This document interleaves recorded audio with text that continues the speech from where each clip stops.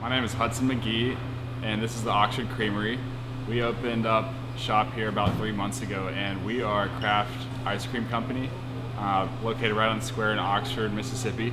The name, the Oxford Creamery, kind of came about just because I was really trying to think of something that Oxford people could own as their own place, and really feel like it was kind of a historic thing that feels like it's been here for a long time.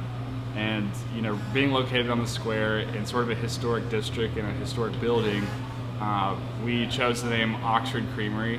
And you can see in our branding too, it kind of has this modern but traditional look to it, which also kind of resembles like the style of ice cream that we have in the shop, where it's really nostalgic ice cream. Alongside of our ice cream, which is like I mentioned, kind of this craft approach to making ice cream, we have a really specialty coffee bar here. We get some of the best beans in the South from our friends in Chattanooga, Tennessee at Velo Coffee Roasters. And we have things like your standard espresso bar setup, but also a really popular item has been our nitro cold brew. So we have that on tap without just having to come in for ice cream. You can also get coffee, or some of the town favorites too are like the two at the same time, which is an affogato. So like pouring coffee over your ice cream. So my favorite thing about making ice cream, first off, it's fun. It's the most fun I've had in food. I've been cooking professionally for almost 8 years now. It's super fun, and the thing that I found as kind of a bonus on top of all the fun and working with ingredients and products that I really like is people from all walks of life are coming into the creamery. So I'm not just kind of producing food for a specific audience anymore. It's anyone and everyone's walking in here, which is really cool for me. So the process of making ice cream, initially you have to make an ice cream base. That's going to be milk, cream, sugar, a few other things, depending on flavor.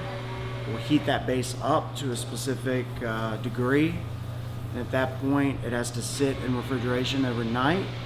While it's sitting overnight, all of those milk fat molecules will rebind with each other and produce a much smoother and creamier end product.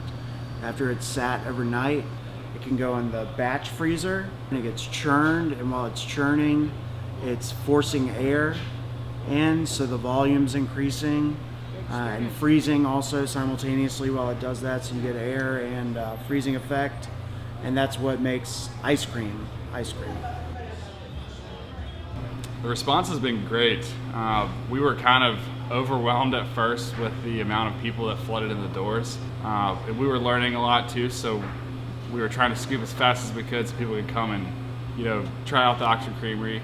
But that was such a cool thing to see, was working so hard on this business and getting it finally open, and then just seeing the response that Oxford has had, because it's been nothing short of incredible, the support that the town showed us, and just the amount of people that come in here every day to eat ice cream and drink coffee and even just hang out in here. We would love to have you guys come in, stop in, and try us out if you haven't yet. You can stop in anytime from 11 to 9 from Sunday to Wednesday, or Thursday to Saturday from 11 to 11. If you're out late on the square, stop in and say hello.